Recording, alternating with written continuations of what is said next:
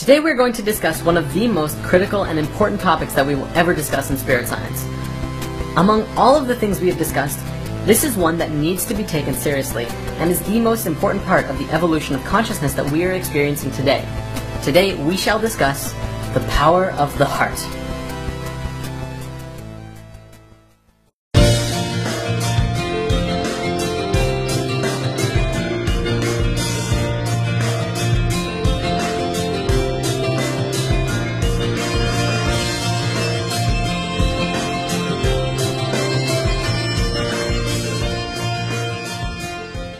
Let's just dive right into this. What does the heart have to do with anything? Well, it's pretty much everything. When you're first incarnating at a microscopic level, the physical body starts out as a cell, or as we call it in the geometry world, a sphere. Then, you begin to multiply inwards to understand how your own spherical geometry works. Once your sphereness understands itself inwards, it can begin to expand outwards. You soon become a four-celled organism in the form of a tetrahedron. Soon after that, you become a star tetrahedron, which is the egg of life form we discussed in lesson 6. From this diagram, it probably looks more like a cube, but if you rotate it, you begin to see the star tetrahedron form. This form is 8 cells, which from a metaphysical perspective is the basis of the 8 base chakras in the octave of your body. After that, you become a mess of cells for a while, but eventually you become a toroidal field. The space at the very core of that field is where your first actual organ appears, which is the heart. Okay, so the heart is the first organ that appears as you're manifesting into physical reality. What else? Well, the brain and the heart are both electromagnetic field generators, but the heart has a field that is so much more powerful than the brain. In fact, the heart is 100 times electrically stronger and up to 5,000 times stronger magnetically than the brain. This is important because those two fields are the fields that make up the reality we exist within. Electrical and magnetic, electromagnetic fields. We're going to look at the work now of the Institute of HeartMath, which is an organization with over 19 years of research and study on the psychophysiology of stress, emotions, and the interactions between the heart and the brain. The information they have discovered and compiled is revolutionary. On the technical side, the Institute puts a lot of focus into understanding the spaces between the heartbeat, which is called the heart rate variability, or HRV for short. It used to be assumed in science that the heart at rest beat like a metronome, faithfully beating out a steady rhythm. Moment-to-moment variations of the heartbeat are generally overlooked when your heart rate is being measured by a doctor, who will take your pulse and tell you that your heart is beating at, say, 70 beats per minute. Through the use of a technology called electrocardiogram and EM wave scanners, scientists were able to measure every heartbeat in real time and learned that a healthy heart, even under resting conditions, were actually quite irregular. In a simplified sense, your heart does not beat like clockwork as it was once assumed, but even healthy hearts tend to beat quite irregularly. Why is this important? By understanding how your heart is beating, we begin to have a clearer picture of our adaptability to the environmental and situational demands that we find ourselves in. If your boss at work tells you to do some extra work, your heart will paint a clear picture of how you're reacting. If you're totally cool with it, the heart will maintain the same general flow that it was already going at. If this new information causes you to feel stress, that will be demonstrated by the heartbeat fluctuating into an intense chaotic mess, or somewhere in the middle. Now, these fluctuations in how your heart beats come from a variety of sources and demonstrate our physiological resilience and behavioral flexibility to our experiences. Research done at the Institute of HeartMath has shown that one of the most powerful factors in affecting our heart's changing rhythm is our feelings and emotions. When our varying heart rate is plotted over time, the overall shape of the waveform is called our heart rhythm pattern. HeartMath has demonstrated that the emotions we experience directly affect our heart rhythm pattern, and this, in turn, shows us how our body is functioning. In general, emotions like stress, anger, frustration, and anxiety cause the heart rhythm pattern to become very chaotic, like so. This waveform looks like a series of uneven, jagged peaks. Physiologically, this shows us that the heart is not in harmony with itself. This can be likened to driving a car with one foot on the accelerator and the other foot on the brake at the same time, possibly while trying to go from first gear to fourth and then back.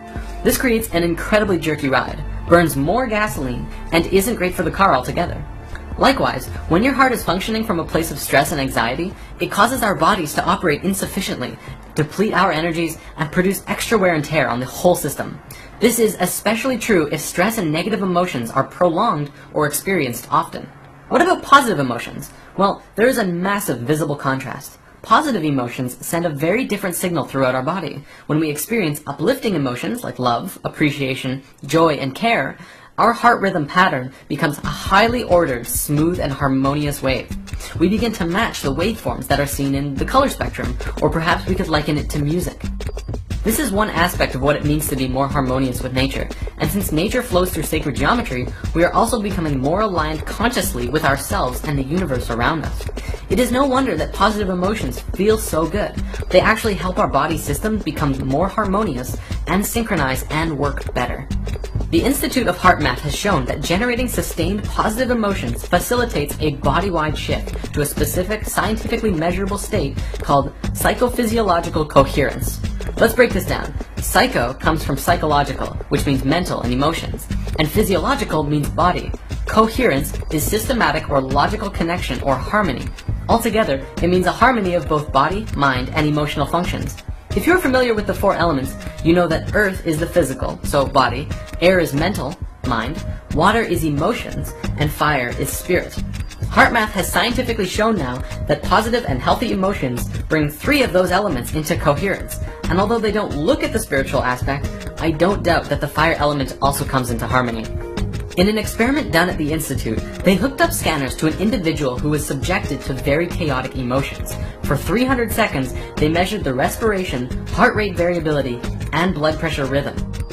After this time, the individual on the scanners did a technique on himself which they have dubbed the HeartMath Quick Coherence Technique, which activated a feeling of love and appreciation. Instantly, all 3 of the rhythms came into entrainment and harmony with each other, and stayed in harmony for the remainder of the experiment.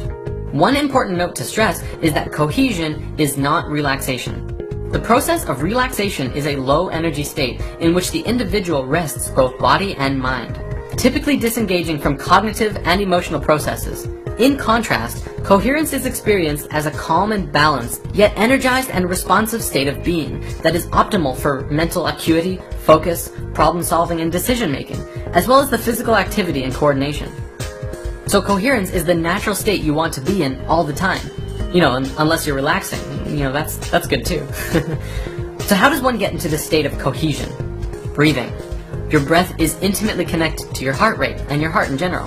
And if you ever find yourself in a very chaotic mental state, take a few seconds to step back of what's causing the chaos and focus on your breath. Take long and deep breaths.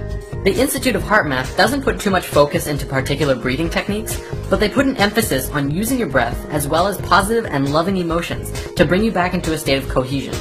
They say that it's not super necessary to put focus on your breath all the time, but it is very helpful to bring yourself out of chaos and back into alignment. From a spiritual perspective, and if you're working towards that, breath is very important. However, breath is another huge topic, and I personally recommend focusing on your breath during meditations. Focusing on breathing and your heart is a beautiful way to move into a silent space during meditation and deeper into yourself, all while sustaining the same healthy emotions. Now, throughout ancient history, across many religions and belief systems, the heart was always considered a center of the being, the source of spiritual wisdom and insight, thought, emotion, and connection to the divine. The ancient Egyptians believed that all thought and life was done from the heart, which is why they threw away the brain after the pharaoh died, but they left the heart in the body. They felt that the being would need it in the next life, so they left it there, but the brain was useless. Western scientific thought places the heart as just a pump. However, in the last several decades, science has begun to go full circle in realizing and understanding what these ancient civilizations knew and taught. In the field of neurocardiology, scientists have discovered that the heart possesses its own intrinsic nervous system, a network of brain cells with over 40,000 neurons. This gives the heart the ability to independently sense and process information, and make decisions, even demonstrate a type of learning and memory. In a simplified sense, you can think with your heart. The heart is truly an intelligent system. The heart also has found to be a hormone gland, manufacturing and secreting numerous hormones and neurotransmitters that profoundly affect the brain and body function. Among these hormones is one called oxytocin, well known as the love or bonding hormone, bringing things together. Science is also beginning to understand that the electromagnetic field around the heart has a powerful effect on not just the human body, but others around you as well. Research has also shown that the heart is the key component of the emotional system, Science now understands that the heart not only responds to emotions, but the signals it sends out dramatically affects the quality of the emotional experience from moment to moment, and also that our heart plays a key role in accessing our intuition. In school, we've been taught that the heart is constantly responding to orders sent from the brain. But what's less commonly talked about is that the brain receives even more orders from the heart. We've been doing it backwards. Moreover, these signals have a significant effect on brain function, influencing emotional processes as well as higher cognitive faculties such as attention, perception, memory, and problem solving. Guide yourself from your heart, not from your brain. When you allow your negative emotions to get to you, you disconnect from your ability to think clearly, remember things, learn lessons, reason, and make effective decisions, which explains why often we act impulsively and unwisely under stress. The heart's signal has a profound effect on the brain during positive and negative emotions. Live in your heart, for the heart is the center of unity consciousness, where the brain is the center of duality consciousness. You can see that right in how they're made. The brain has the two hemispheres. The heart is a place of unity. Since we fell in consciousness, we moved from heart consciousness and into our brains, and all decisions were made from the brain. In doing so, we became polarized and lost our connections to the universal consciousness called unity.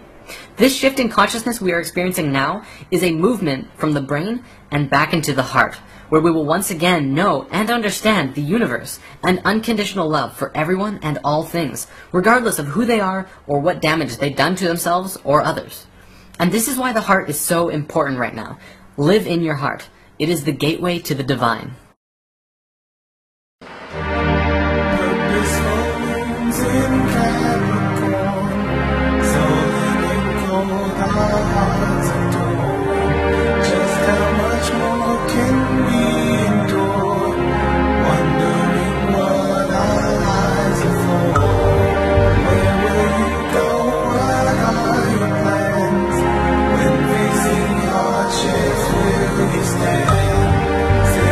Civilization, social orders.